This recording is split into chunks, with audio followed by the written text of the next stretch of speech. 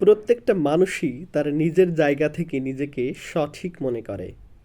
তারা মনে করে আমরা যা করছি তা সঠিক কাজই করছি। যে ব্যক্তিটা অন্যায় করে সেও কিন্তু সেই কাজটাকে আসলে অন্যায় মনে করে না।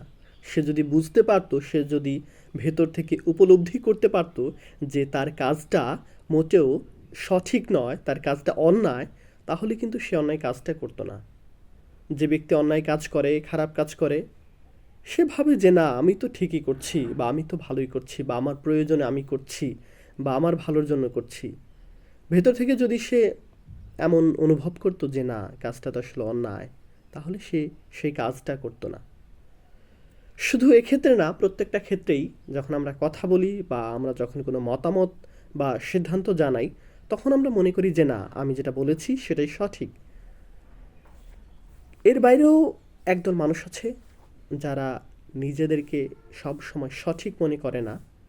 নিজেদের বিরুদ্ধে যারা মতামত প্রকাশ করে তাদের মতামতকে সম্মান করে, এবং তারা মনে করে যে না আমি যেরকম আমার মতামত দিয়েছি, অন্যেরাও তাদের মতামত দিয়েছে, আমারটা সঠিক না হয়তো তাদেরটাও সঠিক হতে পারে।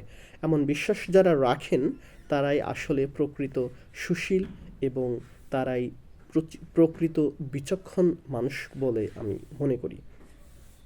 কেননা আমি যখন কোনো একটা সিদ্ধান্ত জানাবো বা মতামত জানাবো বা বক্তব্য পেশ করব, আমার বক্তব্যের থেকে অন্যের বক্তব্যটা আরও বেশি যৌক্তিক এবং সুন্দর হতে পারে, আরও বেশি তথ্যপূর্ণ এবং যৌক্তিক হতে পারে।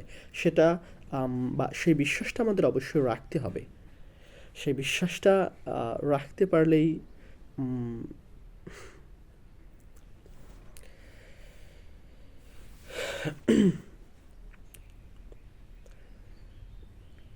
সব সময় আমরা যে সঠিক বলি এর কিন্তু কোনো ভিত্তি নেই।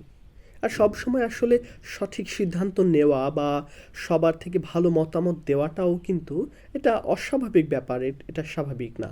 একবার আমার মতামত যৌক্তিক হবে আর একবার আপনার মতামত যৌক্তিক হবে, এভাবেই তো চলবে এবং এটাই তো স্বাভাবিক ব্যাপার, তাই নয় কি?